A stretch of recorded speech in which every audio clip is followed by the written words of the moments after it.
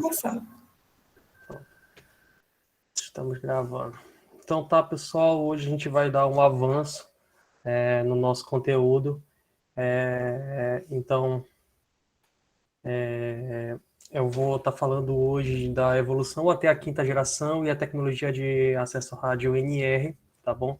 Essa parte NR vai ficar mais para o final da aula, não sei se a gente vai conseguir terminar. Então, vamos começar falando sobre a primeira geração de comunicação móvel. Então, a gente vai começar com um breve histórico, certo? A primeira geração de comunicação móvel, as primeiras redes de telefonia pública celular, elas surgiram aproximadamente na década de 80, tá bom? Tiveram diferentes tecnologias e o que acontecia era o seguinte, era essencialmente uma tecnologia de comunicação que se focava na comunicação de voz. Então, o foco aqui não era transmissão de dados, e sim proporcionar a comunicação de voz entre diferentes aparelhos celulares, certo? E para se fazer isso, utilizavam-se sinais analógicos e uma tecnologia de acesso múltiplo baseado em FDMA.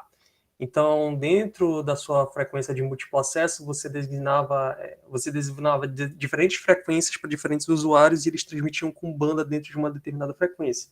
Aqui a gente enxerga o espectro de uma das tecnologias de primeira geração que haviam canais de frequência que eram os canais de voz, então aqui a gente enxerga o espectro de frequência de voz trafegando dentro de uma banda aqui numa frequência portadora, mas também haviam canais de controle, certo? Esses canais de controle, eles transmitiam informações relacionadas à base station e relacionadas aos próprios dispositivos que estavam entrando na rede naquele momento, ou procedimentos como handover, só que tudo isso era feito de forma analógica, certo?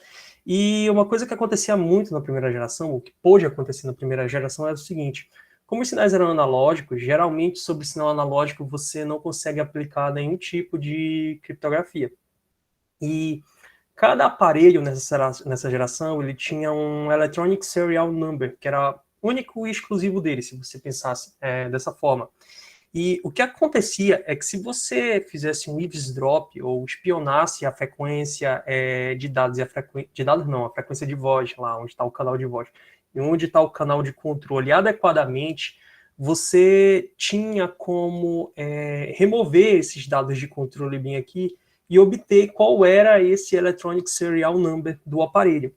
Então, nessa primeira geração de telefonia móvel, especialmente posteriormente, mas para o final dela, começou a haver um sério problema de clonagem de dispositivos. Então, alguém podia clonar o seu aparelho, certo? E, basicamente, utilizar como se fosse você, ou então interceptar as suas ligações e, consequentemente, roubar os seus dados. Aí a gente tira que roubo de dados não é uma coisa que vem só de hoje em dia, já é uma coisa de muito tempo. Então, essencialmente, isso poderia ser feito. E o problema disso era justamente toda essa utilização desse arcabouço analógico, certo? Isso na década de 90 ficou especialmente simples de ser feito. Eu acho que qualquer pessoa com determinado software, que eu acho que o nome é Belop, não sei qual era o nome do software, mas tinha um softwarezinho, um aparelho para receber sinais de radiofrequência. E um computador com tipo Pentium 2 já conseguia clonar um celular com extrema facilidade. Então, esse é o contexto da primeira geração, certo?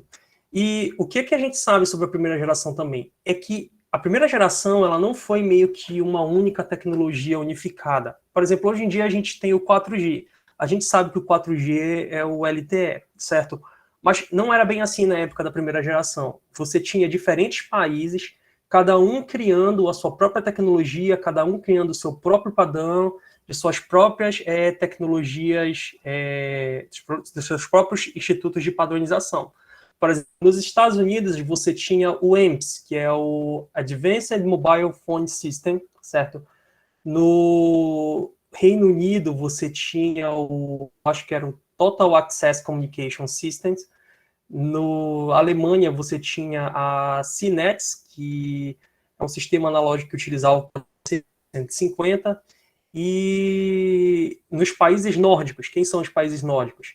Finlândia, Suécia, Noruega e... Finlândia, Suécia, Noruega e quem é o último? Estou esquecendo. Dinamarca? A Dinamarca, eu acho. Dinamarca, eu acho que é a Dinamarca, exato. É esse bichinho aqui. É Finlândia, Suécia, Noruega e Dinamarca, exatamente. Então, eles também desenvolveram o padrão deles, que era o Nordic Mobile Telephone, o NMT, certo? E a verdade é que tiveram outros países com outros padrões, mas esses são alguns dos mais famosos, por isso que eu coloquei bem aqui, certo?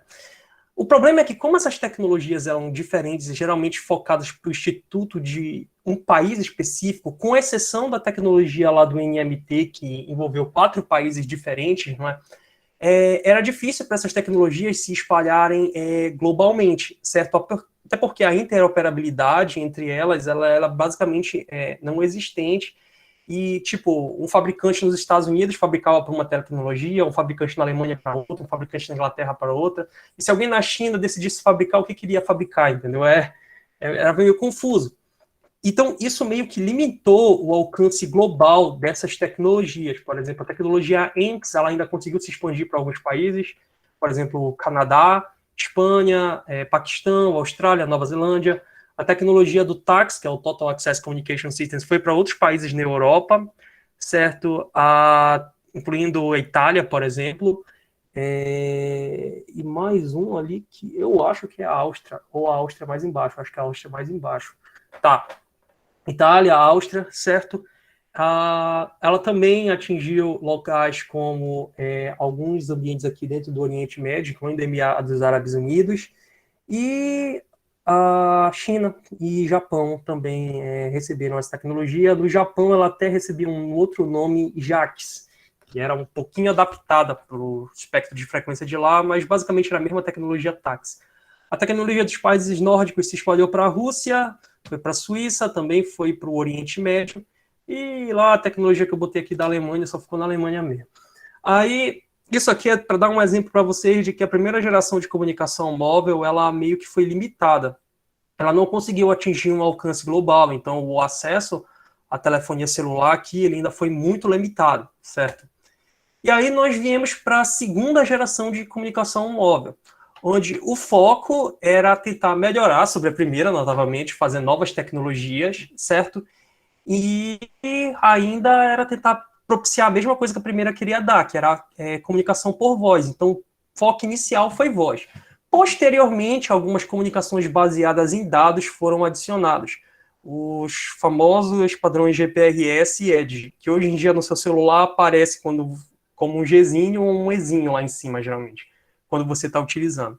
E a principal diferença dessa segunda geração para a primeira geração é que nós paramos de utilizar sinais analógicos e nós começamos a utilizar sinais digitais. Sinais digitais que permitem criptografia, certo? Como a gente tem criptografia agora, como a gente tem como colocar criptografia avançada nos nossos sinais, acaba aquele problema da clonagem, certo?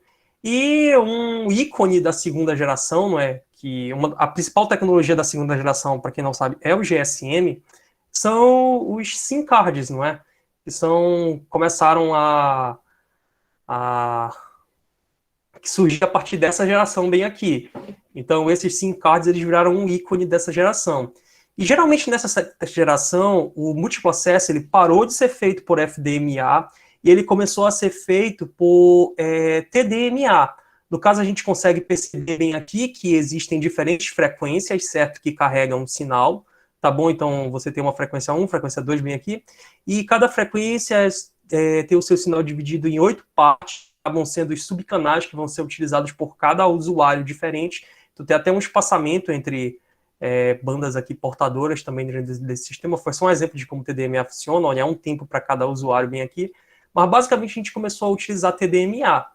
Então, como eu falei anteriormente, TDMA é bem adequado para comunicação usando para voz, mas ele pode ser usado dentro de um aspecto limitado para transmissão de dados também. Foi por isso que posteriormente teve essas melhorias aqui para transmissão de dados, mas mesmo assim, geralmente ele atinge uma taxa menor que os outros esquemas de múltiplo acesso, tá bom? Aí, essencialmente, essa segunda geração, ela já teve algumas tecnologias diferentes. Você tinha o Digital Advanced Mobile Phone System dos Estados Unidos, ou seja, era uma melhoria sobre o EMP, só que agora digital, certo? você tinha a tecnologia de Personal Digital Cellular no Japão, tá bom? Que no começo começou com uma tecnologia baseada em TDMA, certo? E você tinha a GSM. A GSM que significa, deixa eu me lembrar, Global System for Mobile Communication. É exatamente isso. No caso, a GSM, ela foi um marco, porque o que aconteceu foi o seguinte: a interação entre os países nórdicos no NMT, na primeira geração, ela gerou bons frutos, porque esses países tiveram uma ampla interoperabilidade entre si e as fabricantes tiveram facilidade de desenvolver novos produtos e tecnologias nesse contexto. Então, uma coisa sem precedentes, toda a Europa se uniu para criar um único padrão, que foi o padrão GSM, certo? E o resultado disso foi que vários países aqui poderiam ter diferentes vendors, diferentes fabricantes, não é? Fabricando diferentes componentes, desde aquele que vai ser usado na base station até aquilo que vai ser usado no usuário final, e tendo um largo mercado para colocar esses componentes, certo? Isso facilitou muito em termos de interoperabilidade. E o resultado disso foi notável. Eventualmente, o DEMP chegou a se espalhar para alguns países, o DEMP chegou até a chegar no Brasil. Era na época que a gente tinha os celulares sem chips, eu não sei se alguém aqui chegou a ter celular ainda nessa época, certo? Mas eventualmente o GSM tomou conta do mundo, tá bom? E acabou se tornando a principal tecnologia de tecnologia móvel, tá bom? E só para constar, todas essas tecnologias, elas tiveram diferentes organizações padronizadoras. Na Europa, a organização que padronizou o GSM foi a ETSI, que é o European Telecommunication Standards Institute. Nos Estados Unidos foi a ANSI que padronizou o Digital Amps, que é a American National Standards Institute, e no Japão foi a ARIB, que é Alliance of Radio, não lembro o que significa, mas é a Alliance of Radio and Business, ou alguma coisa assim, certo? Então, essas diferentes organizações fizeram esses diferentes padrões, mas no caso o GSM ele fornecia uma interoperabilidade bem maior e acabou basicamente atingindo o globo todo, com exceção de algumas pequenas partes.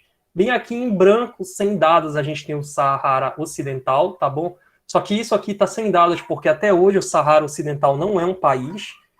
A situação lá é meio complicada, politicamente falando, e geralmente a maior parte dos mapas que vocês vão ver, geralmente eles não têm nenhum dado sobre o Saara Ocidental. É reivindicado pelo Marrocos aqui em cima, mas até hoje não é um país.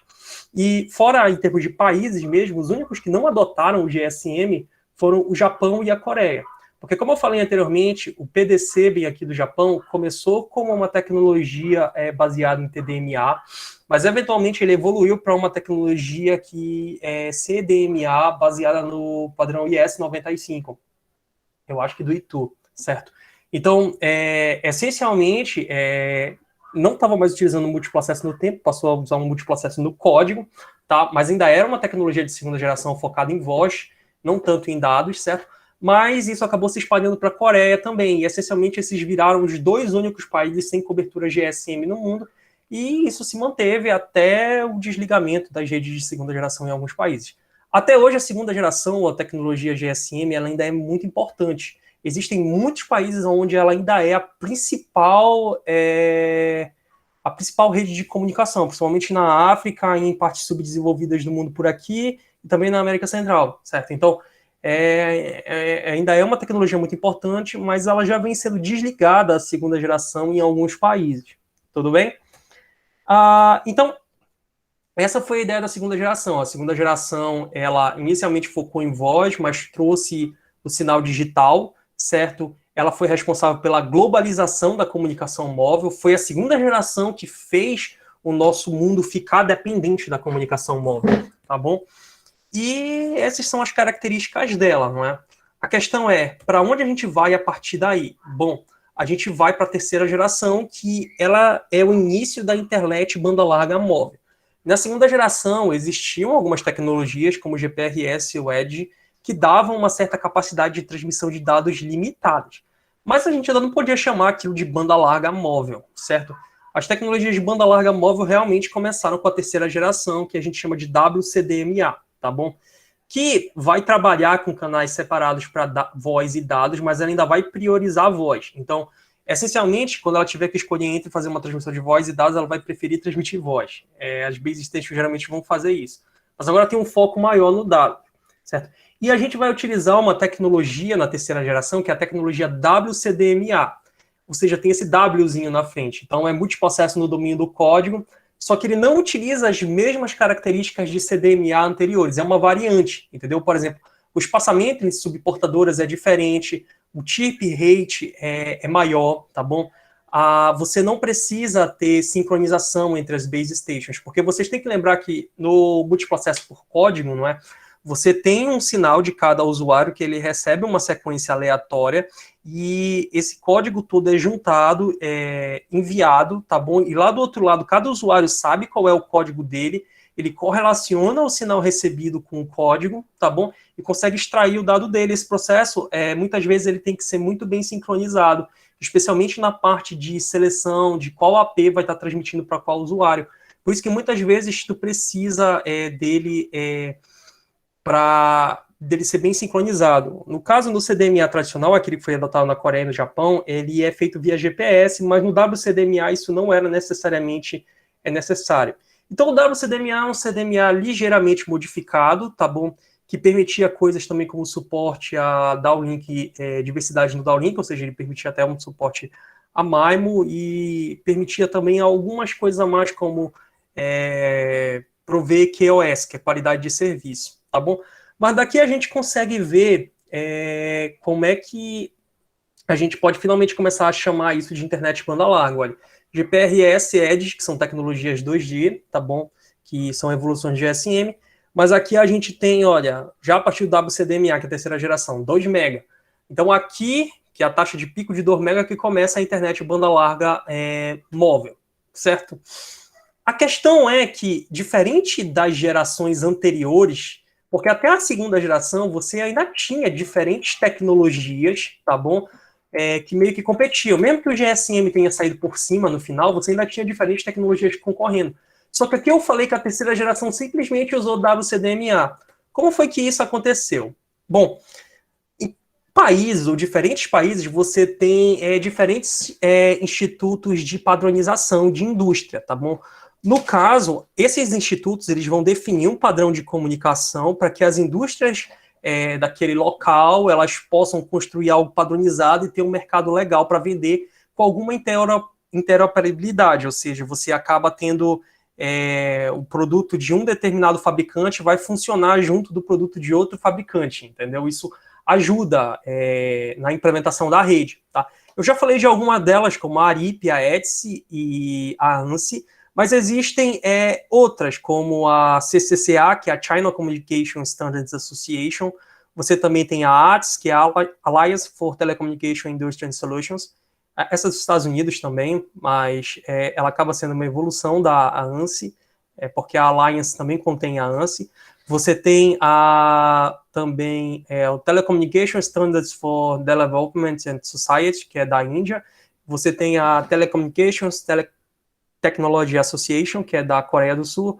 Você tem a Telecommunication Technology Committee, que é do Japão também. Então, o Japão tem até duas aí.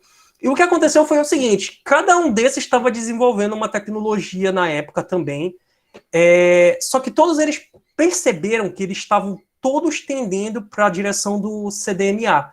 Então, todos eles, no fim das contas, estavam tendendo para o CDMA. Isso era especialmente verdade para o que acontecia no Japão e Europa, por exemplo. Então, era muito próximo, muito parecida a tecnologia que eles estavam tentando desenvolver ou padronizar.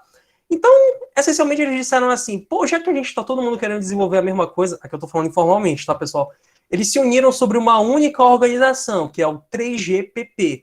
Então, é o Third Generation Partnership, tá bom? Então, é o Third Generation Project Partnership, ou seja, a parceria de projeto da terceira geração. Então, foi justamente para definir qual seria o padrão global da terceira geração, certo? E foi daí que surgiu o WCDMA e todas essas coisas começaram a usar o WCDMA. E desde aí o 3GPP, ele basicamente tem sido a principal instituição padronizadora do mundo, tá bom? Depois disso. os padrões que vão ser usados na quarta e quinta geração, que são o LTE, no caso, já foi usado na quarta, né? E o NR, que vai ser usado na quinta, eles são feitos pelo 3GPP, tudo bem?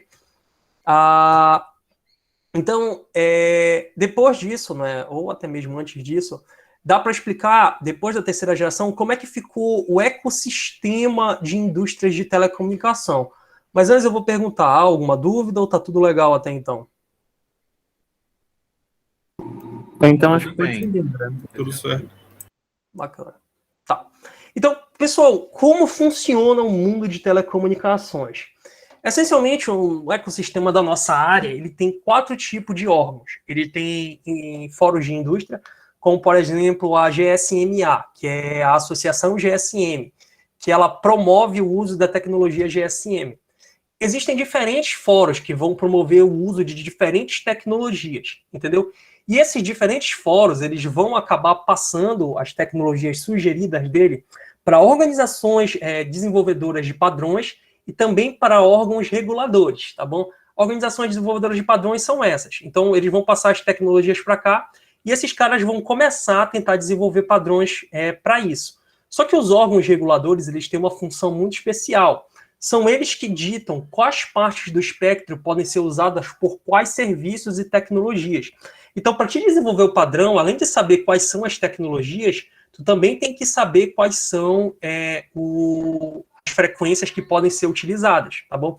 Então, existe uma conversa entre as organizações desenvolvedoras e os órgãos reguladores. Só que essa conversa não é uma conversa só de uma via, não é como se as organizações desenvolvedoras de padrões simplesmente, essa é a frequência que a gente tem, é a frequência que a gente vai escolher trabalhar.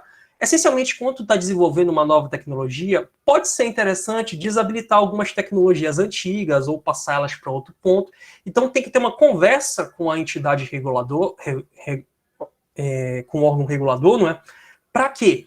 Para que, por exemplo, possa ser feito uma mudança em como as tecnologias ficam no espectro, entre outras características, certo?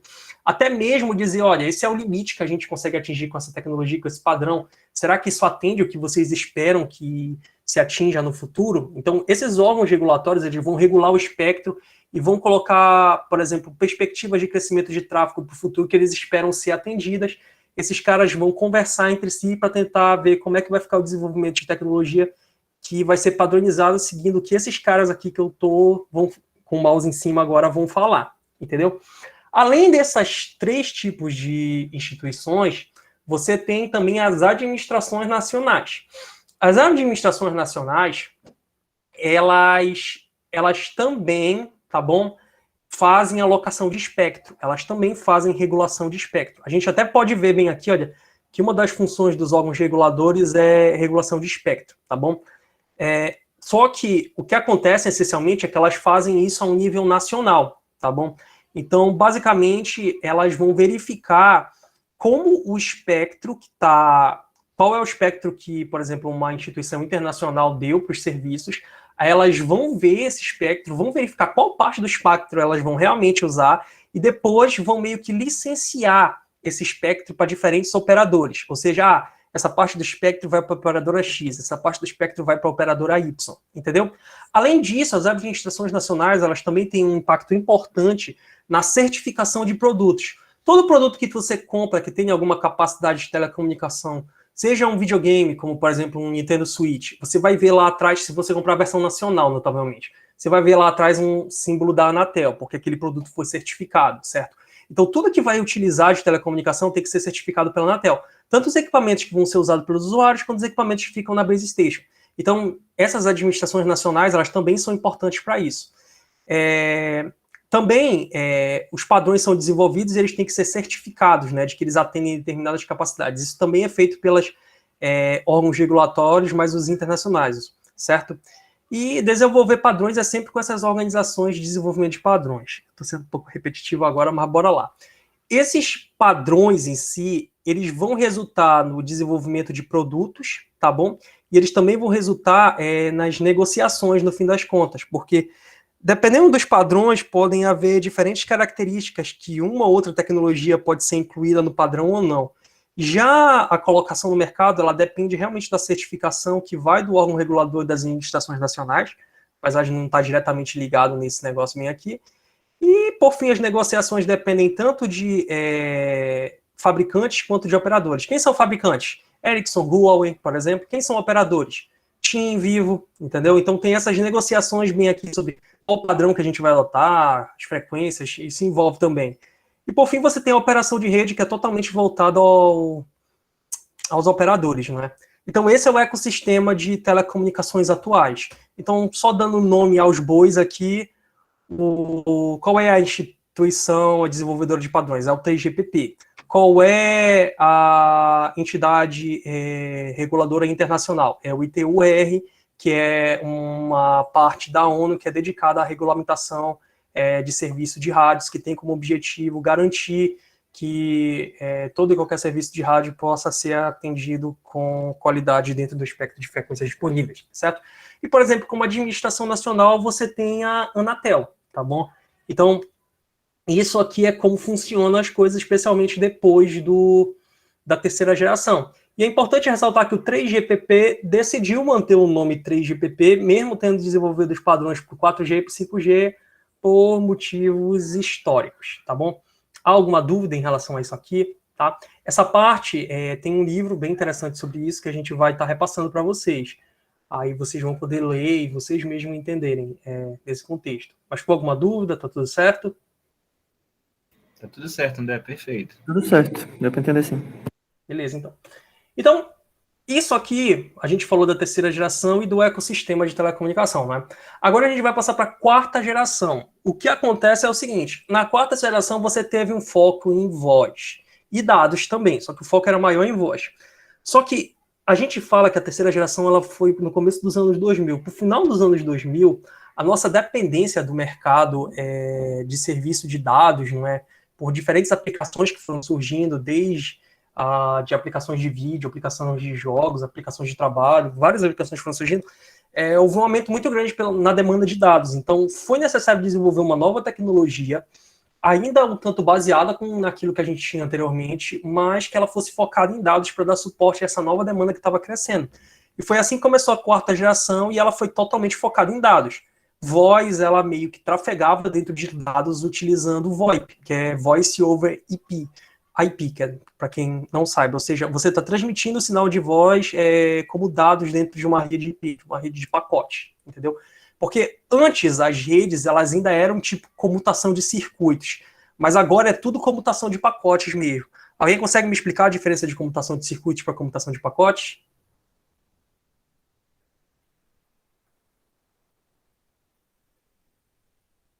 André, eu posso arriscar. Eu diria que o de circuito já é algo mais físico, de pacote seria algo mais digital? Seria essa a ideia? Não necessariamente. A computação de circuitos também pode ser, de certa forma, digital, como tu está falando. É porque, essencialmente, na comutação de circuito, teu canal de comunicação é como se tu estivesse dando um switch em alguns circuitos de comunicação. É como se tivesse um operador que está movendo, olha, eu vou interligar os usuários 838 e os 732, e aí tu move e conecta os circuitos deles, tu tem um recurso dedicado. Na computação por pacote, não é isso que acontece. Todos os usuários enviam os pacotes para a rede, certo?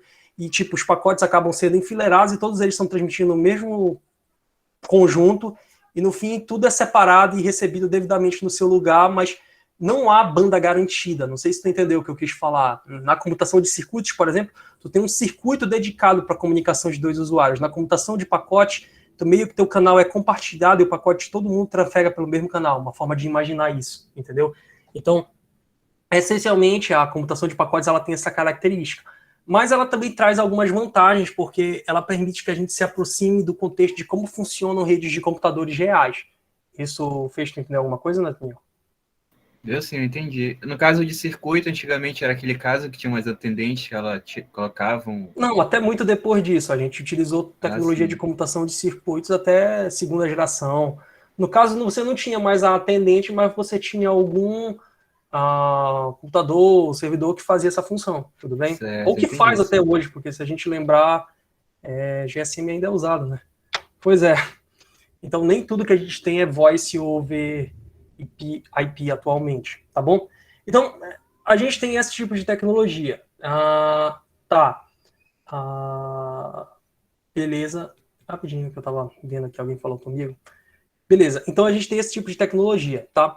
E o que acontece é o seguinte, o nosso tecnologia que vai ser usada agora vai ser a tecnologia LTE, tá bom? Então as tecnologias anteriores se basearam em TDMA, CDMA, que foi o WCDMA, não é? E agora a gente vai ter uma tecnologia de acesso que é o LTE, que é o Long Term Evolution, que ele vai ser baseado na ideia de OFDMA. Eu já apresentei aqui o que é anteriormente, mas basicamente você tem várias subportadoras que são ortogonais entre si, certo? Cada subportadora carrega um sinal no tempo que vai ser dividido em blocos, tá bom? Na tecnologia LTE, esse sinal no tempo ele era dividido em slots de 0,5 milissegundos, onde cada slot carregava 7 símbolos, tá bom? Então, por exemplo, se eu tiver uma constelação 64 QAM, com 64 QAM eu consigo colocar 6 bits por símbolo, certo? Então eu vou transmitir 7 símbolos em 0,5 milissegundos. Então eu vou em 0,5 milissegundos, eu vou colocar 6 vezes 7, e 6 vezes 7 é 36, mais 6, 42. Então eu vou estar transmitindo 42 bits a cada 0,5 milissegundos, em um segundo eu vou estar transmitindo 42 vezes 20. Eu vou estar transmitindo 420, 840 bits, certo? Por segundo. E aí, essencialmente, eu vou multiplicar pelo meu número de subportadoras que eu tenho. Eu tenho 2 subportadoras, então eu vou estar transmitindo 1680 bits por segundo. Se eu tiver mais, eu vou transmitir cada vez mais. Não sei se vocês conseguiram entender. Sendo que, como isso é múltiplo acesso, olha, tu pode dar essa parte aqui para um usuário, essa parte em seguinte para outro usuário. Tu não precisa dar o mesmo coisa. Cada elemento de recurso pode ser dado para um usuário. Claro que pelo menos um usuário vai precisar de pelo menos um elemento de recurso para poder funcionar essencialmente. Porque, afinal, isso é um múltiplo acesso, né? Mas essa é a ideia da tecnologia OFDMA, tá bom? Que foi usada no LTE, eu expliquei mais sobre isso anteriormente. Mas, essencialmente, a quarta geração ela teve um foco na melhoria da qualidade de serviço, tanto em termos de latência, em certo nível, mas principalmente em termos de retrocompatibilidade, certo? E a ideia deles, ao desenvolver o LTE, era a seguinte: eles queriam fazer um padrão de comunicação que pudesse ficar por muito tempo, certo? Ou seja, que pudesse se manter por um bom tempo. Por isso que a gente chama de Long Term Evolution. Eles fizeram uma tecnologia já prevendo coisas que eles poderiam melhorar lá na frente. Então o LTE começou com uma taxa mais baixa, mas eventualmente eles adicionaram coisas nele, e ele terminou com uma taxa bem alta, certo?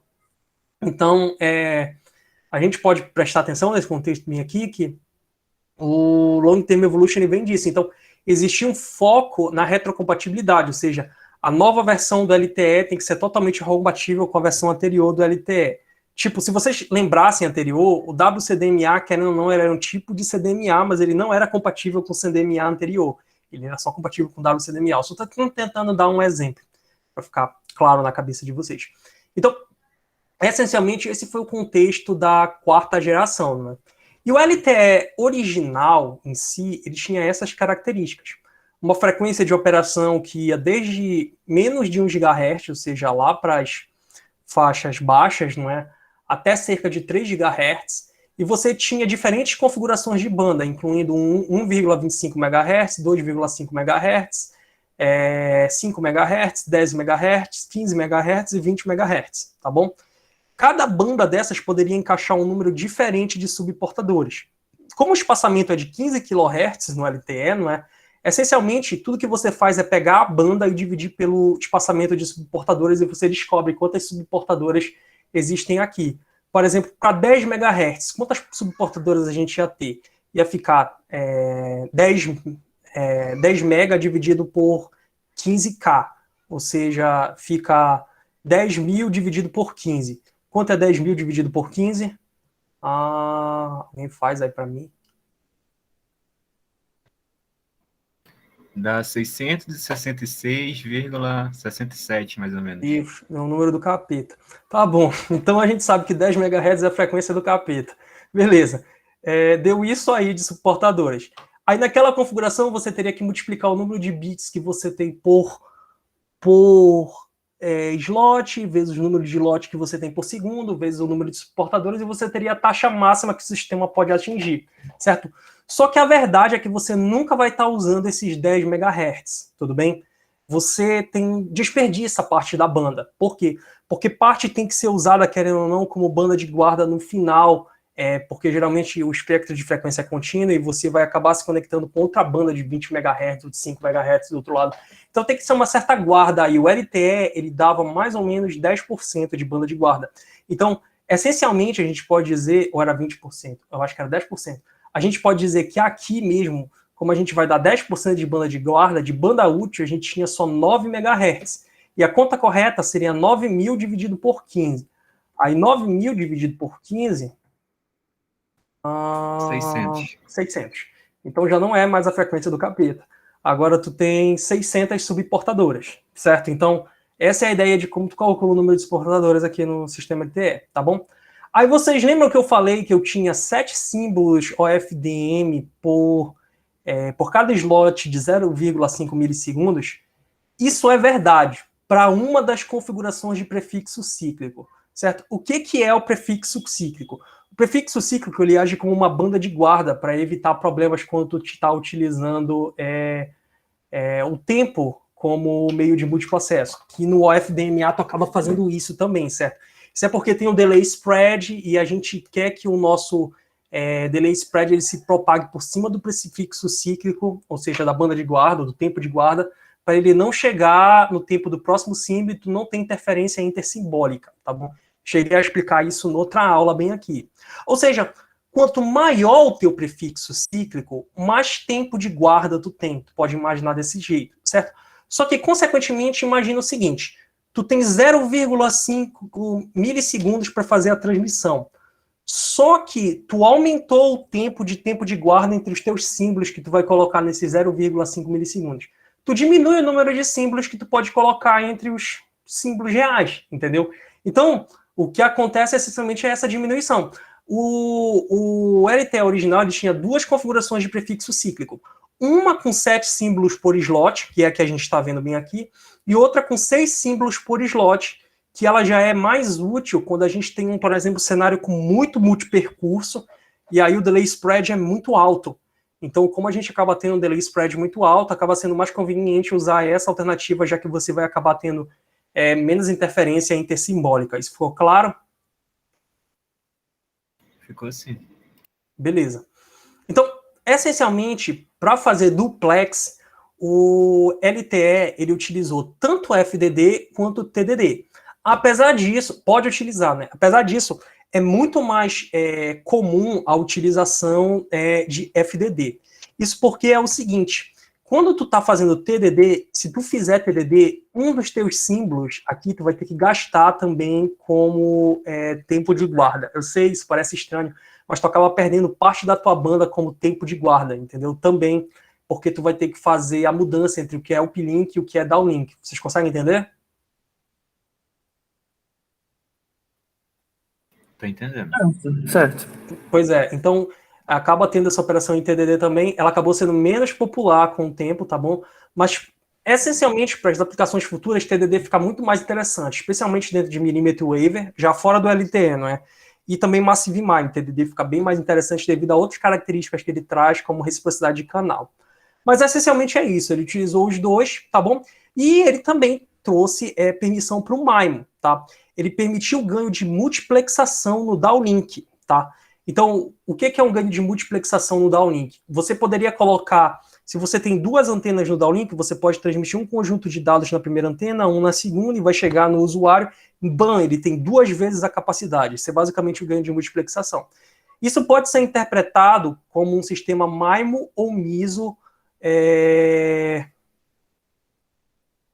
a partir da perspectiva da base station transmissora, certo? Então, se a base station for uma transmissora, é como se fosse um sistema MIMO ou MISO, tá bom? Esse ganho de multiplexação espacial apenas no downlink, tá? E, essencialmente, o que acontece é que, no fim, tu fica com o teu número de camadas vezes a capacidade.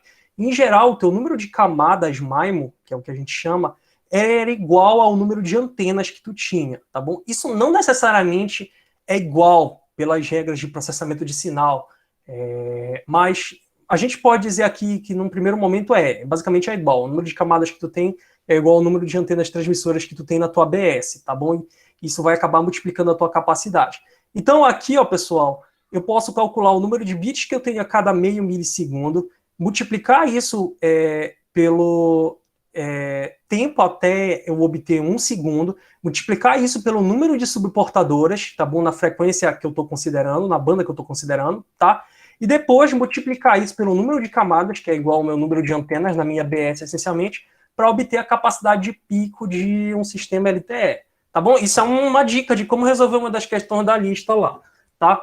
E aí, o que acontece era o seguinte, inicialmente o LTE permitiu um máximo de 4 camadas transmissoras, e esse ganho de multiplexação era apenas no downlink, então o usuário no uplink não ganhava nada por usar MIMO. Ganhava alguma coisa em ganho de diversidade, que aí deixava o sinal dele mais forte. Mas, como eu falei, o LTE foi planejado para ser uma tecnologia de longa duração.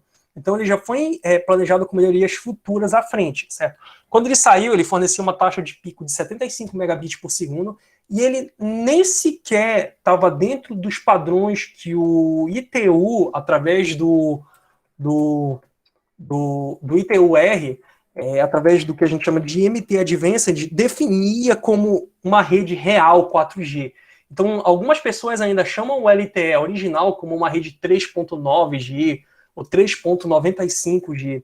Foi só posteriormente uma evolução do LTE, que foi o LTE Advanced, já em 2013, que realmente atendia os requisitos do ITU, tá bom? E, consequentemente, até da perspectiva do ITU, também era uma tecnologia 4G. Mas, de forma geral, a gente já considera o LTE como uma tecnologia 4G, tá? E aí, o LTE teve a melhoria do LTE Advanced para o LTE Advanced Pro, que já teve 2 iterações, com a última melhoria em 2018, tá bom?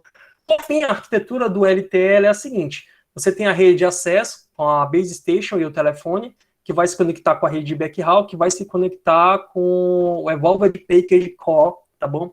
Que é basicamente o núcleo da rede que vai fazer as funções de gerenciamento, tá? Então, essa é a arquitetura, e esse Evolved Package Core, ele é interessante porque ele, de certa forma, também podia se comunicar com a tecnologia anterior de terceira geração, tá? Então, se tornou conveniente fazer o upgrade para a 4ª geração, enquanto manter compatibilidade com a terceira geração, tudo bem? E eu cheguei a falar que esses padrões, LTE Advanced, LTE Advanced Pro, eles aumentaram a capacidade do LTE. Como que eles fizeram isso, não é? Bom, eles aumentaram as frequências de operação. Por exemplo, o LTE tradicional ele só operava até 3 GHz, mas as evoluções dele já permitiram operação até frequências de 6 GHz. Quando você tem mais frequência, para operar, consequentemente, você tem mais bandas e, consequentemente, acaba tendo mais capacidade, tá bom?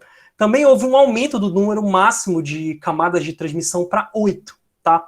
Além disso, o ganho de multiplexação foi implementado também para funcionar no downlink. Todas essas foram melhorias que aumentaram a taxa, tá bom? Mas tiveram outras tecnologias que foram mais importantes que as outras. Uma delas foi a Coordinated Multipoint Joint Transmission, tá bom? O que é isso, cara? É quando 2 ou mais estações bases vão coordenar-se entre si para tentar melhorar o serviço de um usuário. No caso, você acaba tendo diferentes tipos de coordenação. Você tem só quando essa transmissão é coordenada.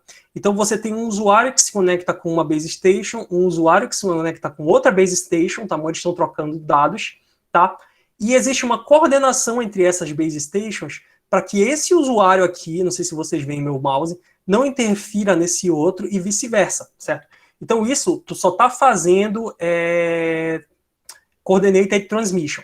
Também tem um tipo de transmissão coordenada, que é o que a gente chama de livre alternância, que é também seleção de ponto dinâmico. Essencialmente, o teu usuário ele vai estar conectado a várias estações bases, mas ele vai se conectar a diferentes estações bases, mas é como se algumas delas estivessem em stand-by, só esperando, porque elas não são a melhor estação base para ele nesse momento, entendeu? E o usuário pode livremente alternar entre a estação base que vai servir melhor ele naquele momento. No caso, isso muda um pouco, porque tu tem uma seleção de ponto dinâmica, não é? E tem que existir também uma coordenação entre esses dois para eles saberem, acho que ele vai passar para ti, ele vai passar para ti. É um pouco diferente do handover, porque tu não sai da área de uma célula para outra. Tu já está conectado às duas, entendeu? Mas muda qual que tu vai te conectar naquele momento. Existe uma livre alternância aqui, tá? E também existe a última ponta do Coordinated Multipoint Joint Transmission, que é justamente a transmissão conjunta, certo? Quando faz a transmissão conjunta, o mesmo usuário ele vai receber dados de duas base stations. Isso vai adicionar uma característica que a gente chama de macrodiversidade, ou seja, ele tem múltiplas fontes para a mesma informação e acaba mais difícil, porque mesmo que alguma coisa bloqueie esse feixe por aqui de comunicação, podem existir outros feixes que ainda vão estar se comunicando com esse usuário e a qualidade de sinal dele ainda vai ser alta, certo? Essencialmente, isso foi uma coisa que foi implementada no 4G e dentro da análise da teoria, ela trouxe muitos ganhos. Mas, infelizmente, na implementação prática, essa parte aqui de Coordinated Multipoint Joint Transmission, ela não trouxe muitos ganhos. É engraçado, teve uma diferença entre teoria e prática bem aqui. Mas isso é porque isso foi implementado de uma forma errada no LTE. Então, essencialmente, a ideia de rede self-free é parecido com isso aqui, mas ao invés de fazer a mesma implementação, que foi uma implementação da perspectiva da célula, que aconteceu no LTE, é fazer uma implementação da perspectiva do usuário. Mas, felizmente, para vocês, isso fica para próximos capítulos, tudo bem? Mas a tecnologia assim, que mais agregou para se aumentar a capacidade no LTE é o que nós chamamos de Carrier Aggregation, ou seja, a agregação de portadores, tá bom? Anteriormente, as bandas LTE, elas eram limitadas a esses valores bem aqui. 1,25, 2,5, 5, 10, 15 e 20, tá? E, consequentemente, se a gente conseguisse aumentar, por exemplo, a 40 MHz essa banda, a gente aumentaria a capacidade. Mas aí, a tecnologia que tu ia desenvolver, ela ia acabar não sendo compatível com o LTE inicial, que só dava conta até 20, entendeu? Então, como eles queriam que tudo fosse retrocompatível, era um pouco complicado, o contra-intuitivo o aumento de banda. Como é que a gente resolve isso? Com o que a gente chama de carrier aggregation. Preste atenção, eu tenho uma banda de 20 MHz, tá bom? E antes isso aqui era usado por um conjunto de usuários, que eu vou chamar de C1. Só que agora eu vou fazer o conjunto de usuários 1 não utilizar mais só uma banda de 20 MHz. Eu vou fazer ele utilizar, por exemplo, uma, duas, mais outra pedacinho, ou seja, uma banda de 20, outra banda de 20 e uma banda de 10. Ou seja, seria como se eles se conectassem a 3 bandas ao mesmo tempo. Um usuário se conectasse a 3 bandas ao mesmo tempo, ao invés de se conectar só a uma como antigamente, entendeu? E aí, essencialmente, o que ocorre é que tu acaba tendo um número maior do que a largura de banda original, uma banda maior do que a largura de banda original, e consegue aumentar a capacidade que tu pode fornecer para o teu usuário. E, essencialmente, vamos imaginar que eu vou me conectar agora com um sistema legado, com um sistema antigo, certo? Então, eu tenho um celular LTE que não é LTE Advanced, que colocou já o Carrier Aggregation.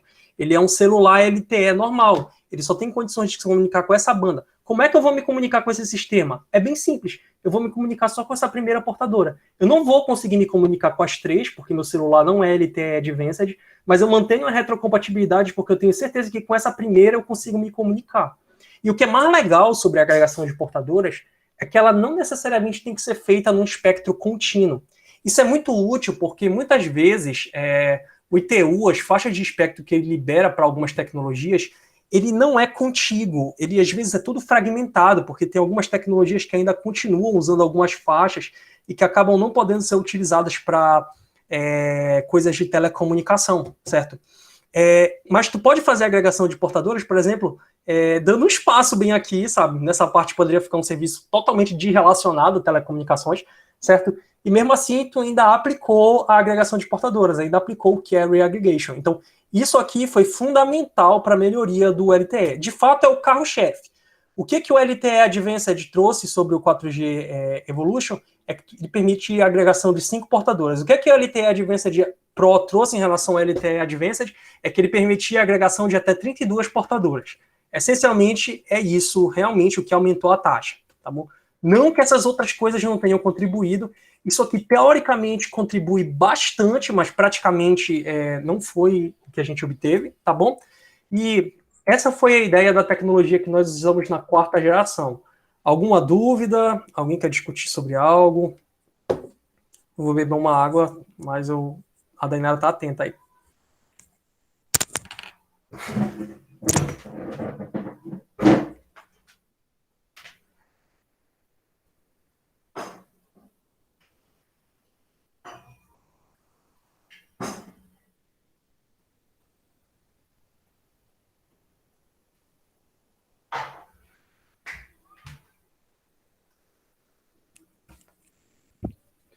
Beleza.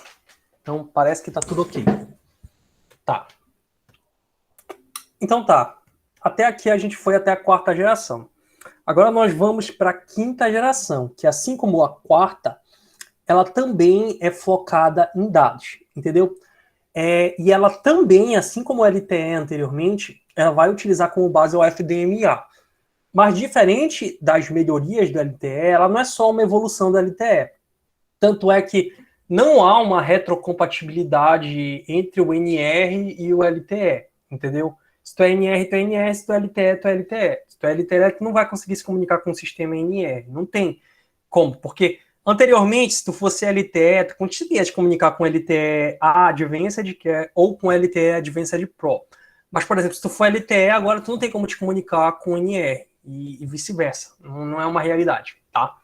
E também passa a ter um novo núcleo de rede, que é o núcleo de rede da rede 5G. Vocês lembram que o núcleo de rede que eu falei da rede 4G era a Volvo de Package Core? Agora a gente tem um novo núcleo de rede que vai ter algumas funções de gerenciamento mais focadas na melhoria da qualidade de experiência e serviço do usuário, tá bom? Só que o 5G em si, ele pode ser implementado de diferentes formas. Por exemplo, aqui a gente vê o 4G standalone na opção 1, com núcleo 4G e estação base 4G. Aí a gente vê na opção 2 um núcleo 5G com uma estação base 5G, tá bom? Tá? Tem uma opção 3, onde a gente implementa uma estação base 5G, mas utiliza o núcleo da rede 4G. Ou seja, o LTE não é compatível com o NR, mas entre os núcleos de rede há uma certa compatibilidade. Por exemplo, é possível implementar a rede 5G utilizando o núcleo de rede 4G, mas você vai ter que redirecionar a comunicação de controle, pelo menos, que é essa Czinho bem aqui, através de um Enode B. É como se uma estação base 4G acabasse sendo a mestre de uma estação base 5G, entendeu? Para isso poder funcionar. Por que que a gente permite essa estrutura aqui da opção 3?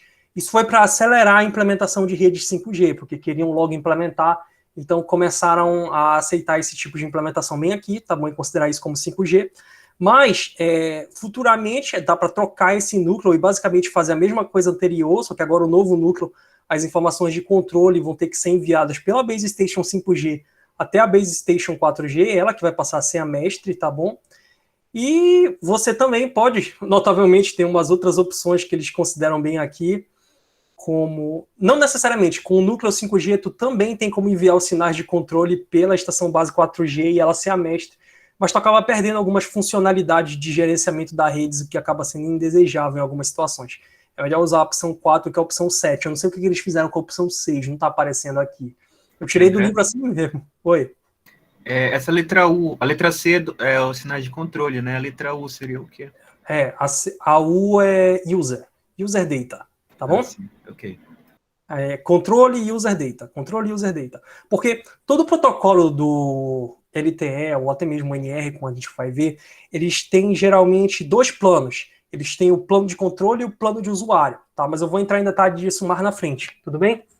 Então, esse tipo de comunicação. E aí, essencialmente, tu também tem a possibilidade de usar um núcleo 5G para controlar só uma rede 4G, porque ele consegue. Pronto. E qual é a diferença do 5G para o 4? Lembra que eu falei que o 4G buscou a melhoria da qualidade de serviço? Bom, o 5G também busca a melhoria da qualidade de serviço, mas ele também busca a melhoria da qualidade de experiência. E experiência, ela é uma coisa que varia muito mais que o serviço. Porque diferentes aplicações precisam de diferentes experiências. Tu vendo teu vídeo é uma experiência. Talvez uma certa rede dê conta. Mas tu fazendo uma cirurgia remota, tu precisa de uma experiência que seja bem confiável, vamos dizer desse jeito, certo? E o que acontece é que a disseminação das redes de comunicação baseadas em dados, que levou ao desenvolvimento de muitas aplicações baseadas em dados, do qual a nossa sociedade se tornou dependente, tem criado uma sociedade que é totalmente digital, tanto desde a indústria até setores públicos, até setores da vida social e até mesmo, obviamente, a academia, o FPA, por exemplo, certo? Então, para suportar essa sociedade digital e as diferentes aplicações que a gente tem aí, a gente tem que melhorar muito a QoE e a QoS, certo? E é justamente por isso que a gente tem que fazer um novo núcleo de rede também, porque isso permite que a gente gerencie melhor algumas coisas, tá bom? Mas só para continuar, definitivamente o 5G ele vai ter diferentes casos de uso. Por exemplo, tem o caso de uso onde vai ter que fornecer banda larga e arquivos de mídia em todo lugar? Tem. Tem o caso de uso que você vai ter sensores em todo lugar? Tem. Tem o caso de uso onde você vai ter smart vehicles, veículos que vão se dirigir sozinhos, ou então pelo menos que vão ter um alinhamento bem preciso para você saber quando eles vão chegar, uma coisa do gênero? Tem também. Tem o caso de monitoramento de infraestrutura? Definitivamente. Tem o caso de controle de dispositivos remotos críticos? Eu falei da cirurgia remota, mas tem outros também. E, claro, tem a interação humana com as coisas, certo? Que basicamente é IoT, não é? Internet das coisas. A interação do usuário com IoT. E dentro desse tipo de coisa, você acaba tendo diferentes cenários, não é? Aí a gente vai entrar naqueles primeiros cenários que eu cheguei a mencionar para vocês na primeira aula, tá bom? São justamente o Enhanced Mobile Experience, não, é o Enhanced Mobile Broadband, o Massive Machine Type Communication e o Ultra Reliable Low Latency Communications, tá bom? Então, o que ocorre essencialmente? Dependendo do cenário que tu tem, tu vai estar dentro de uma dessas categorias, às vezes dentro de mais de uma categoria.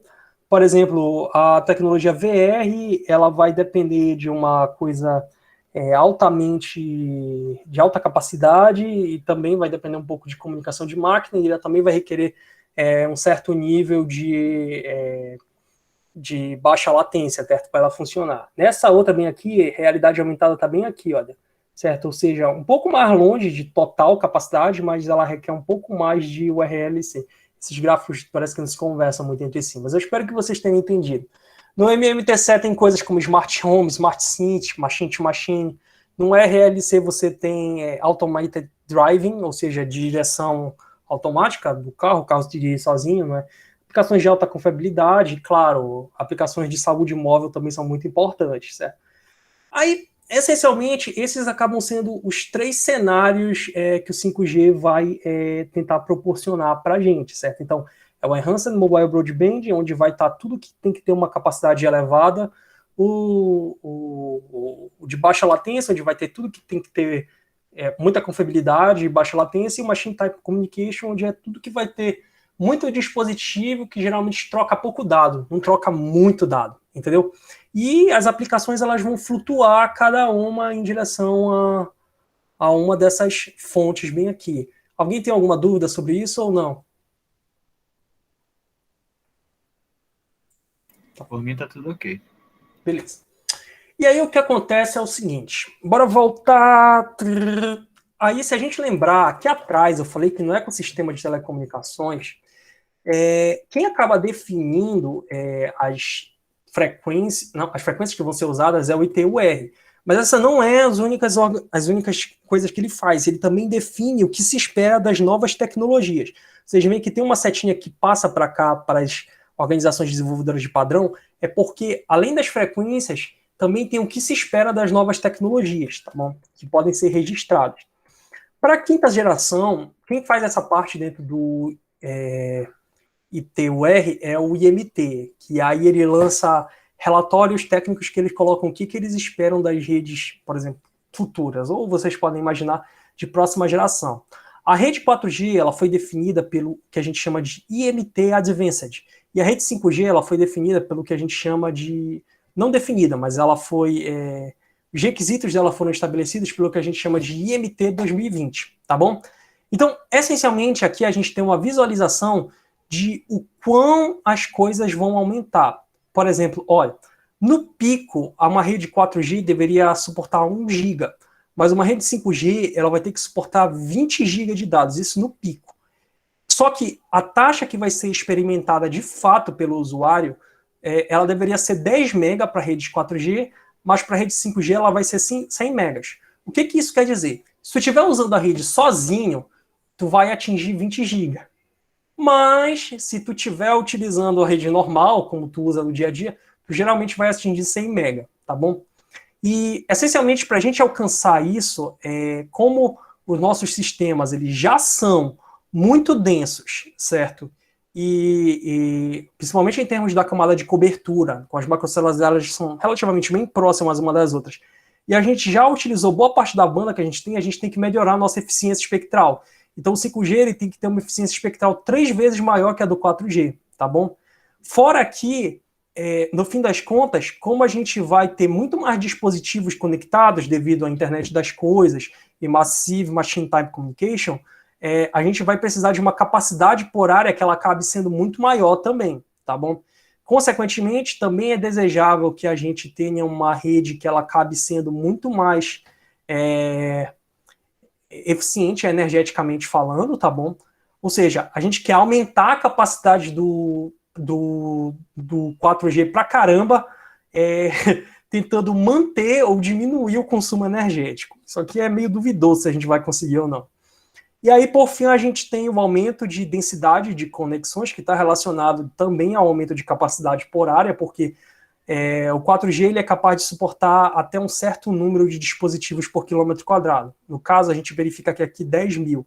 Isso tem que aumentar para 100 mil para o 5G, certo? E a gente verifica também que os requisitos de latência eles vão ter que diminuir bastante. Fora que os requisitos de mobilidade eles têm que aumentar. Com a popularização de trem-balas em países desenvolvidos, esses trens geralmente trafegam acima de 400 km por hora, né? Se fala em suportar mobilidade de até 500 km por hora dentro de 5G. Agora, eu pergunto para vocês, é possível fazer uma rede que consiga atender todos esses requisitos?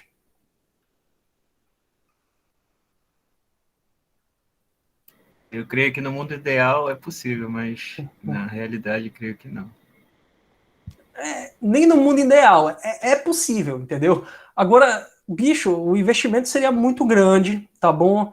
E esse negócio estaria além do que tu falou, além do que é realmente prático, tá bom? Então, uma forma mais adequada de distribuir isso é o seguinte, é que as redes 5G, elas vão ser implementadas de diferentes formas, dependendo daquilo que tu quer cobrir. São justamente aquelas 3 áreas que a gente falou. Por exemplo, uma rede que tenha uma alta eficiência energética, boa capacidade de área, alta taxa de pico, uma alta taxa experimentada pelo usuário, boa eficiência espectral e suporte à mobilidade, bom, ela é essencialmente uma rede 5G também, tá bom? Tecnicamente ela não está sobre todos esses pré-requisitos, mas ela é uma rede 5G da perspectiva de quando tu está querendo experimentar um Enhanced Mobile Broadband, certo? E, tipo, vocês podem ver que Connection Density e até mesmo a latência, elas já ficam reduzidas para os mesmos níveis que o 4G nessa situação, certo? Quando a gente faz isso, tá?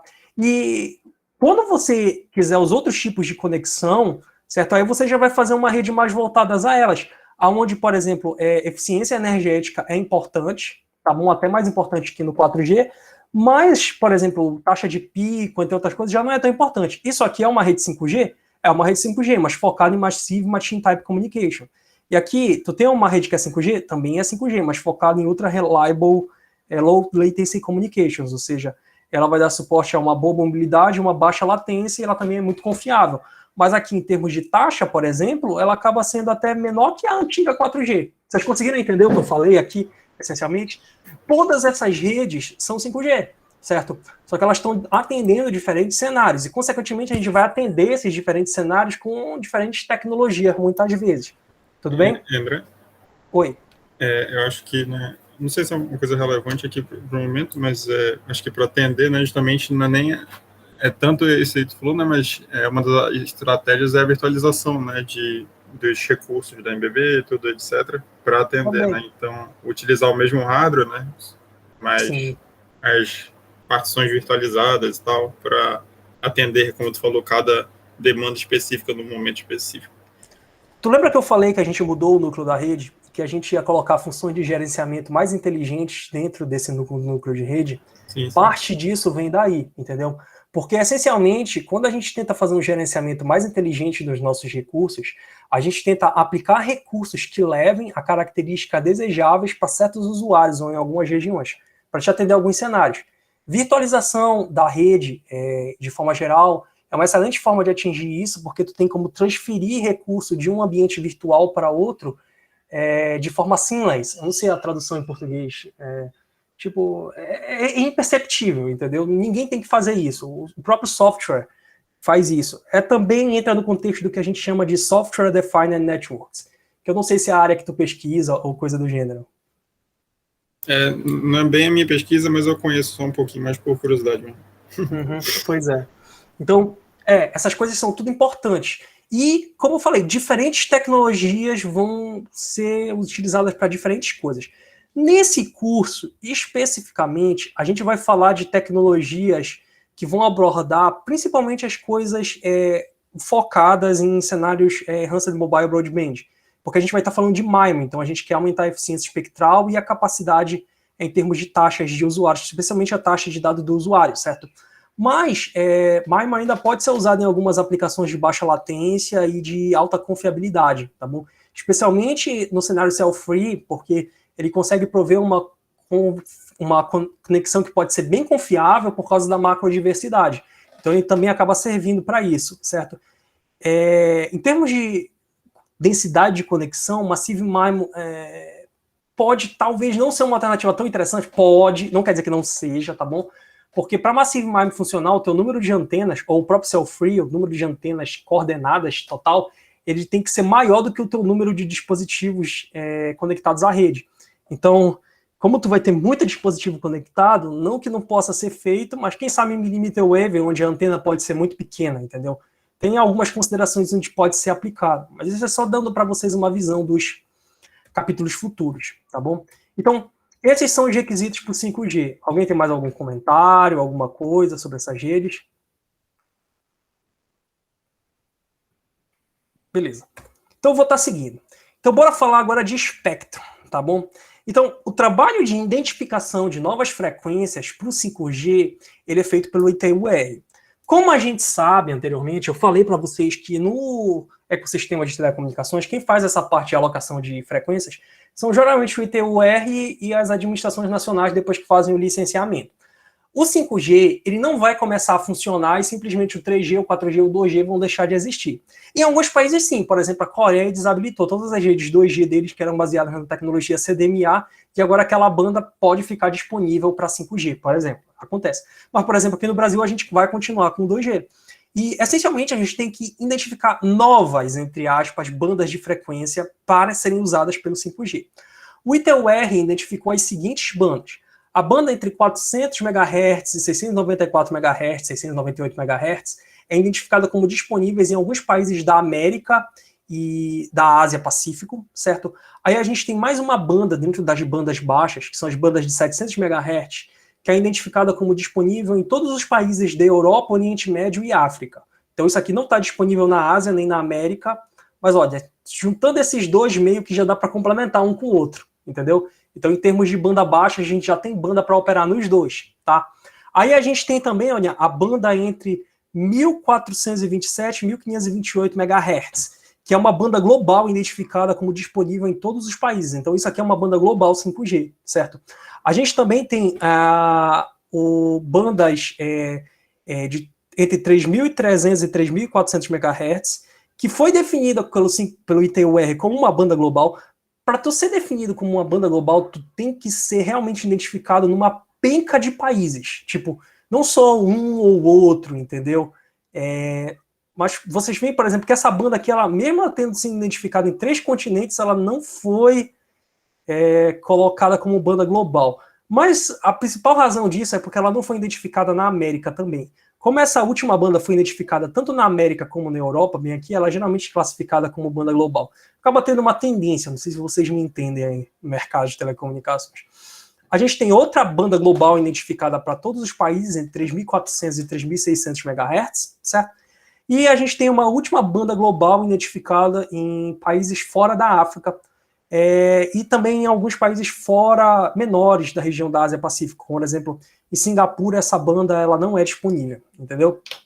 Então, é outra banda que pode ser utilizada. E, por fim, a gente tem a banda de 4.800 a 4.990 MHz, que foi identificada como disponível em alguns países da região da Ásia. Fora essas bandas, o IMT também identificou bandas dentro da faixa de millimeter wave. Tudo isso aqui é dentro da faixa sub 6 GHz, onde a gente tem uma conectividade que ela é mais confiável, que é o que a gente chama de espectro licenciado atualmente, certo? Para as bandas maiores, que a gente já vai usar ondas milimétricas, né, as bandas que foram identificadas pelo IMT, elas incluem essas ao redor de 26 GHz, uma ao redor de 40, uma ao redor de 56, mais ou menos. Aí tem uma em 70 e pouco, acho que é 72 MHz, e uma acima de 80 GHz, certo? Então, essas são bandas aqui que pelo menos o ITU-UR identificou como candidatas para a operação da tecnologia 5G, tá bom? E aí, o ITU definiu essas bandas e vai dos países decidir quais que eles vão aplicar, dependendo se está ou não disponível, depois de licenciar essa banda, que é fazer aquele leilão lá, que a gente já ouviu falar uma penca de vezes na reportagem, do famoso leilão do 5G, aonde eles vão dar parte dessa banda para uma operadora, parte da banda para outra operadora, e todo mundo vai poder se comunicar, ou tecnicamente poderia se comunicar, certo? Quais são as bandas mais importantes? Além das millimeter waves, as mais importantes são essas a partir de 3.300 MHz. Porque o que ocorre é que essas são bandas novas. Por que novas? Vocês notam que elas são bandas notam que elas não são bandas bem quebradinhas, sabe? Aqui eu tenho 100 MHz todinho alocado, 100 MHz, 100 MHz, tá bom? Aqui eu tenho 190, é bem bonitinho. Isso é porque essas bandas antigamente elas eram usadas por outros serviços, como por exemplo TV analógica, entendeu? Só estou dando um exemplo. E agora elas viraram meio que banda nova, entre aspas, porque elas estão totalmente disponíveis só para esse serviço de 5G de telecomunicação, entendeu?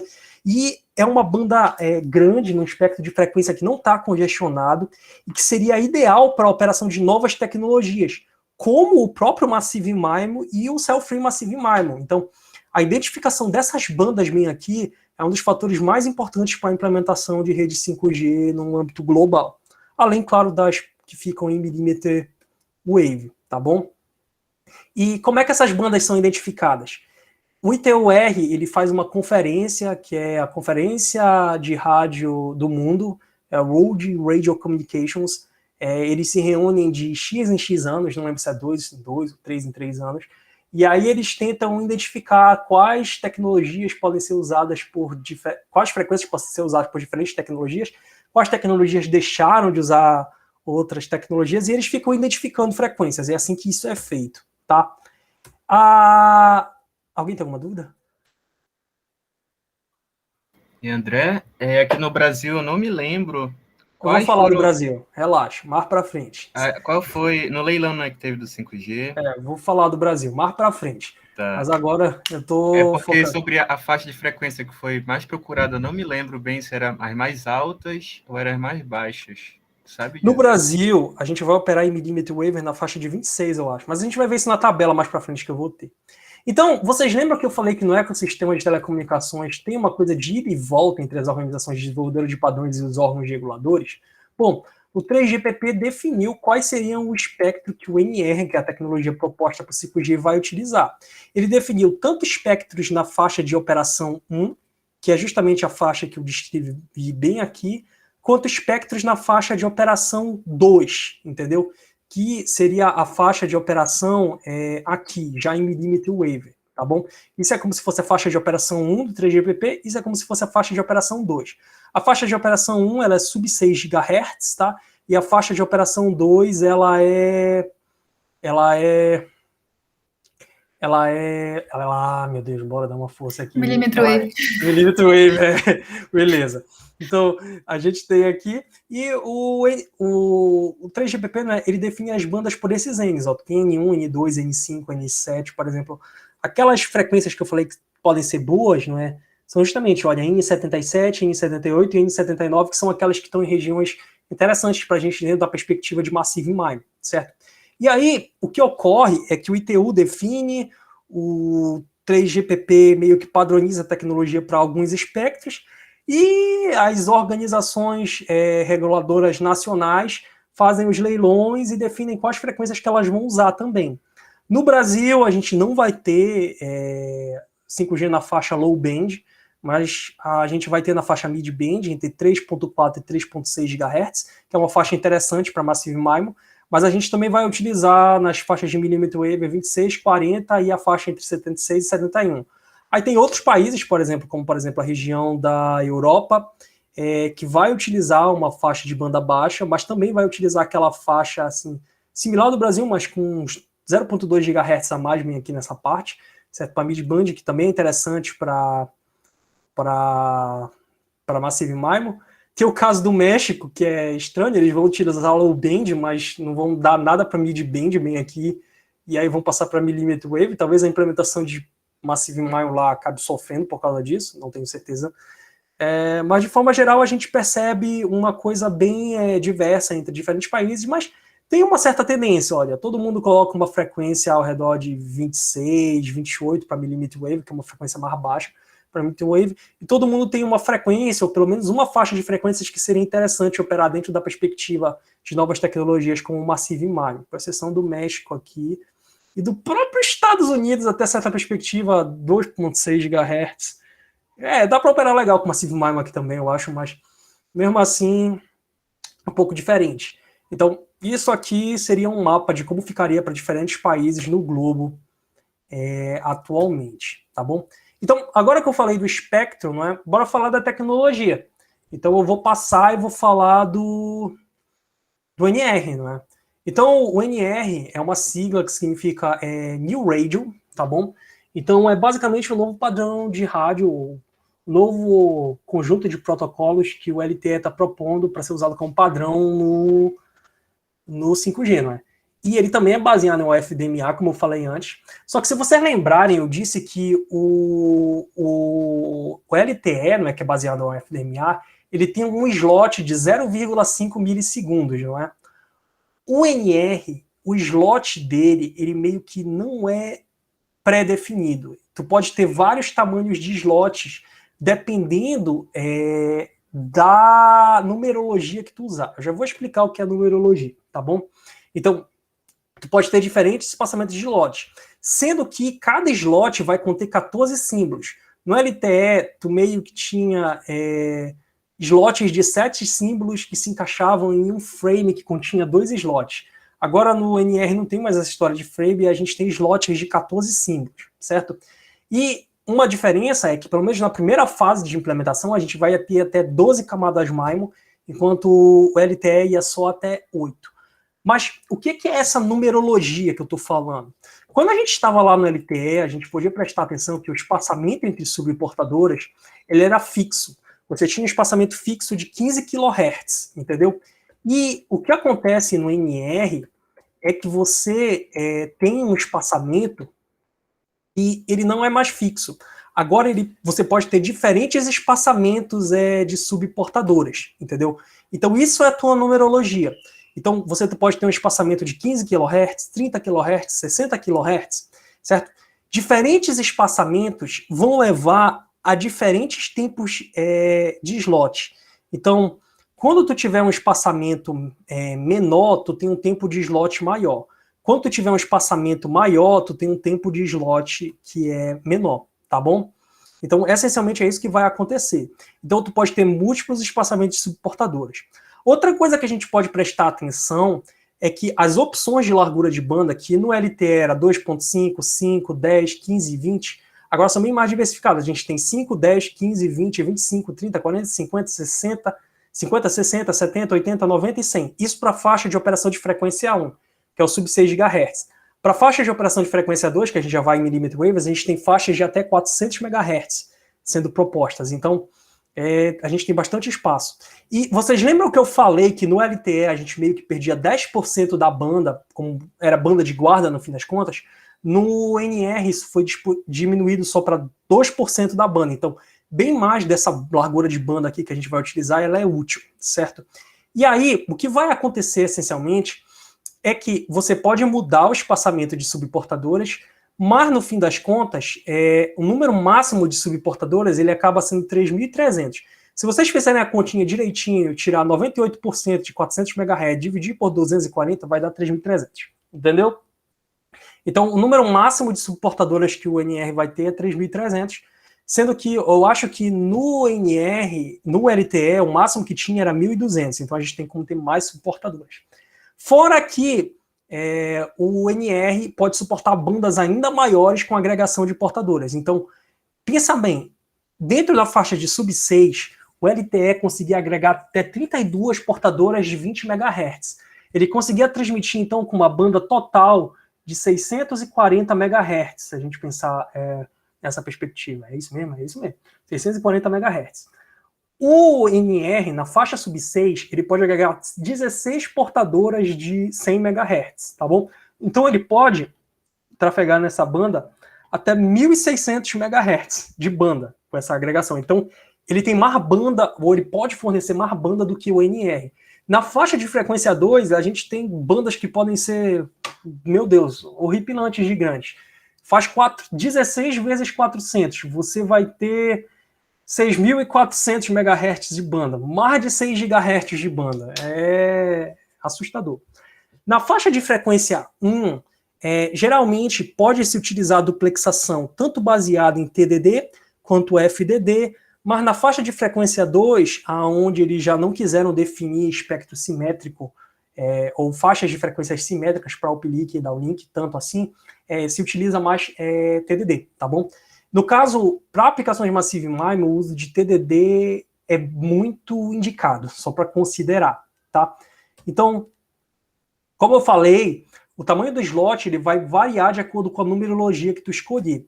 Olha o que vai acontecer bem aqui.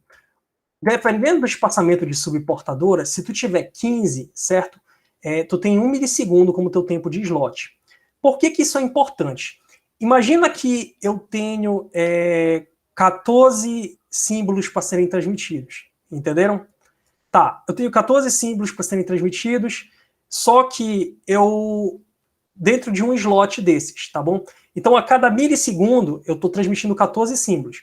Mas eu tenho uma banda de 30 kHz, então eu posso colocar duas subportadoras, então eu posso transmitir 14 vezes 2, que dá igual a 28. Vocês entenderam? Estou transmitindo 28 símbolos. Só que se eu amplio meu espaçamento de portadoras para 30 kHz, meu tempo de slot, ou seja, eu dupliquei meu espaçamento e eu diminui pela metade meu tempo de slot. Agora, eu tenho só uma subportadora, porque a minha banda total era 30 kHz. Eu só consigo ter uma nesse contexto. Mas, a cada meio milissegundo, eu consigo colocar 14 símbolos. Só que eu tenho milissegundo meio que 2 vezes, entendeu? Então, eu consigo transmitir, no fim das contas, 28 símbolos também.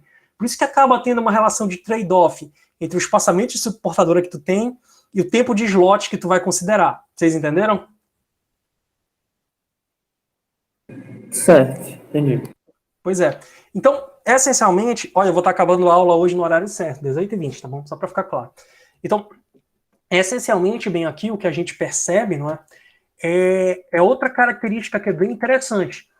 É que, notem que algumas coisas úteis que vão acontecer bem aqui é o seguinte, é que o tempo do prefixo cíclico, ele também diminui, entendeu? Porque, pensa bem, encaixar 14 símbolos em 1 milissegundo, o prefixo cíclico vai ter que ter um comprimento para cada símbolo. Mas tu vai encaixar os mesmos 14 símbolos em 0,5 milissegundos, tu já tem o quê? Tu já tem um prefixo cíclico que ele é menor. Então, o tempo do prefixo cíclico ele vai diminuindo quanto maior for o teu espaçamento de subportadoras. Por que é importante para a gente reduzir o tempo do prefixo cíclico? O prefixo cíclico, se vocês lembrarem, é só tempo de guarda, no fim das contas. Então, reduzir o tamanho do prefixo cíclico é muito útil para a gente, porque porque diminui o tanto de informação inútil que a gente tem que transmitir. Essencialmente falando, a gente acaba tendo uma melhor coisa de abordagem de tempo útil, se a gente parar para pensar nessa perspectiva. Mas a principal coisa que muda é justamente o tempo do slot, porque o que ocorre é o seguinte, o planejamento dessas redes NR, ou seja, como é que elas vão funcionar, o nível de QoS, de QoE que elas vão tentar fornecer, ele é planejado de acordo com o slot, certo? E, consequentemente, quanto menor o tempo do slot, mais dinâmica essa rede pode ser, entendeu?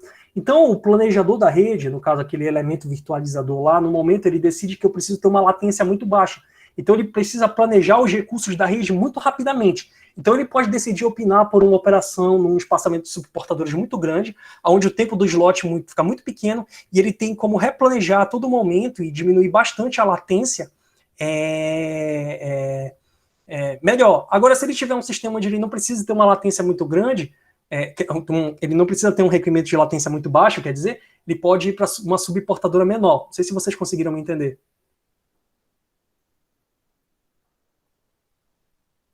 Eu acho que sim, mas ninguém falou nada. Ah, tá. Não sei. Pode repetir esse finalzinho, André? Tá, bora lá. Pensem comigo aqui, tá bom? O gerenciamento das redes NR, ele vai se dar a cada slot. O que eu quero dizer com isso? Olha, eu estou tentando organizar uma transmissão para dentro desse slot atingir um nível de qualidade de serviço, tanto em termos de controle de potência, diretividade da antena, entre outras coisas, entendeu? Imagina que eu vou ter um slot a cada 1 milissegundo, entendeu? Pensa bem, a minha latência, ou o tempo até eu ter que mudar a minha configuração da rede, porque entrou um novo usuário, alguma condição do sistema mudou, ele vai ser de no mínimo 1 milissegundo, que é o tempo do slot, entendeu? Porque a reconfiguração da rede se dá baseada no tempo do slot. Agora, se eu tiver um tempo de slot bem pequenininho, a minha latência, até eu perceber que aconteceu alguma coisa na rede e eu já tenho que reconfigurar ela se torna mais curta, entendeu? Porque o meu slot é bem mais curtinho. E já que a minha reconfiguração é baseada no slot, usar uma subportadora, um espaçamento de subportadora maior e tem um tempo de slot menor pode ser mais interessante, te leva a menor latência. Então, se tu tiver um cenário que seja muito dependente de latência, pode ser interessante usar um maior espaçamento de subportadora, mas se tu tiver que tenha pouco coisa de latência, tu pode usar requerimento de latência, tu pode usar um menor espaçamento de subportadora. Entendeu agora? Certo. Entendi. Obrigado. Beleza. Então, essa numerologia flexível de subportadora, né, elas têm algumas coisas interessantes. Por exemplo, a primeira coisa que a gente vai notar é o seguinte: para cenários que são mais sensíveis ao delay spread, o que é o delay spread? É aquela dispersão devido ao multipercurso que a gente já falou várias vezes aqui. 15 ou 30 kHz, elas acabam sendo mais interessantes, porque elas vão ter um prefixo cíclico maior. Como elas têm um prefixo cíclico maior, elas têm um tempo de guarda maior e elas acabam sendo menos afetadas por esse delay spread, entendeu? Agora, quando tu vai para millimeter wave, tem uma coisa que é muito interessante. Tem uma coisa que a gente chama de ruído de fase. O ruído de fase, ele amplia com a frequência de operação que tu tem. Então, ele amplia na faixa de operação de millimeter wave. Entretanto, o ruído de fase, ele se diminui com o aumento do tamanho da subportadora, entendeu? Então, essencialmente, usar subportadoras pequenas para cenários millimeter wave não parece ser muito interessante. Então, é melhor utilizar espaçamento de subportadoras mais largo em millimeter wave, tá bom? Tá? Fora aqui, por que esse espaçamento funciona? Se vocês pararem para pensar, geralmente as operações em millimeter wave, elas vão ter que se utilizar de beamforming. Então, tu vai fazer um beam numa direção. Tecnicamente, não que tu não vá ter multipercurso. Isso vai resultar em menos multipercurso. E se tu tem menos multipercurso, tu tem menos dispersão. Entendeu? Tentem entender. Eu não disse que eu operar em millimeter wave vai dar menos dispersão. Eu disse que se tu usar beamforming, tu pode ter menos percurso, menos multipercurso e acabar tendo menos dispersão. Tá bom? E a gente até consegue ver que para faixa de frequência 2, que é em millimeter wave, não é? Eles nem têm esses espaçamentos menores, é só os maiores, 120, 240, certo? E se a gente passar para cenários que são cenários de small cells, o que é bem interessante? Maiores espaçamentos são interessantes pela redução de overhead, certo? O que seria o overhead nesse caso? Nesse caso, o tamanho do prefixo cíclico está diminuindo quando a gente aumenta o nosso espaçamento de subportadoras. Como a gente está diminuindo o tamanho do prefixo cíclico, a gente acaba tendo menos overhead, e aí fica bem interessante, porque essas são geralmente redes que são usadas para descarrego de tráfego, certo?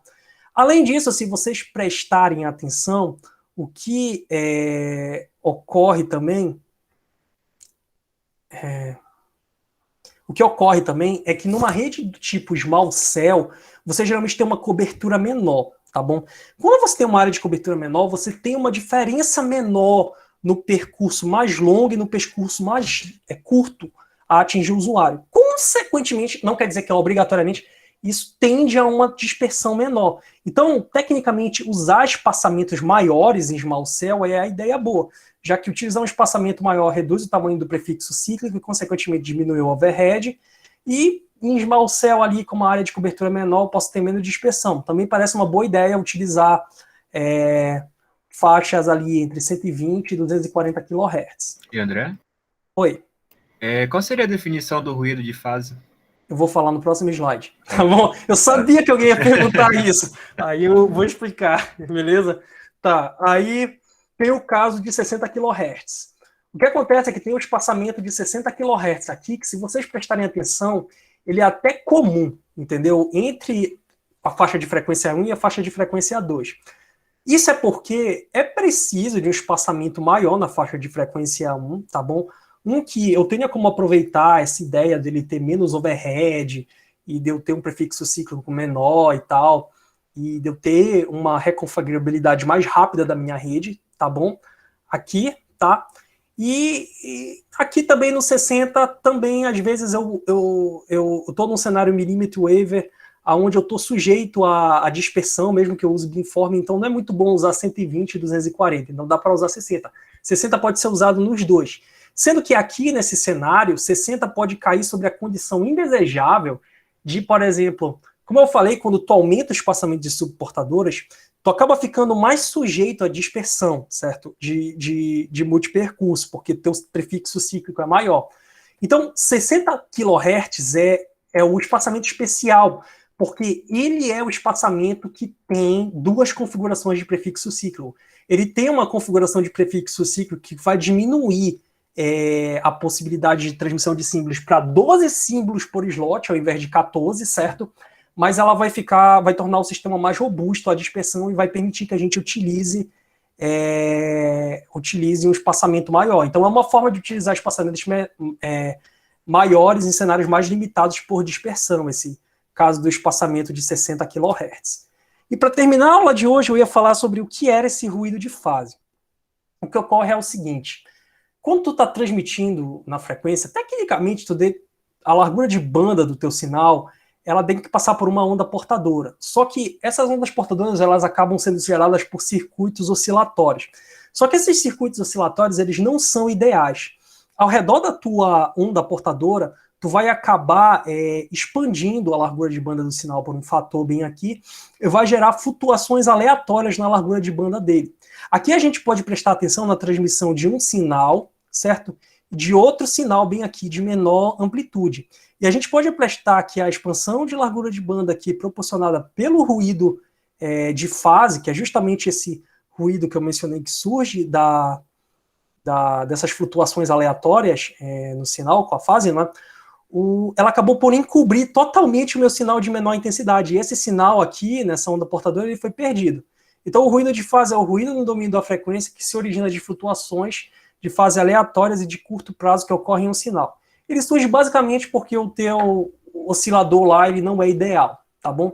E aí eu ia explicar para vocês, tá? E por que quando eu aumento o meu espaçamento entre as subportadoras, magicamente eu fico menos sujeito ao ruído de fase? Nisso aqui que eu tenho um espaçamento bem próximo, né, bem pequeno, vocês notam que se eu colocar qualquer aleatoriedade aqui em qualquer uma dessas ondas portadoras, é muito fácil que elas se misturem uma com a outra. Mas, por exemplo, se eu vim aqui para 240 Hz, se eu botar uma aleatoriedade aqui onde meu mouse está bagunçando, meio que não vai se propagar de uma para outra, entendeu? Elas ficam mais separadas entre si. É como imaginar também que essas bandas não estão tão próximas, e isso aqui tem um tempo para ficar flat totalmente aqui embaixo e não interferir no próximo sinal. Vocês conseguiram entender? Consegui sim. Beleza. Então esse é o ruído de fase. Para a próxima aula, eu vou falar de arquiteturas de protocolo, tanto no plano de controle e no plano do usuário do NR, tudo bem? Então, aqui a gente já está entrando na parte de 5G do curso mesmo, tudo bem? Aí vai terminar desse jeito. Eu queria terminar hoje, mas não vai dar tempo, tá? Qualquer dúvida, vocês podem falar comigo e com a Dainara. Eu estou terminando a aula de hoje por aqui, tá bom?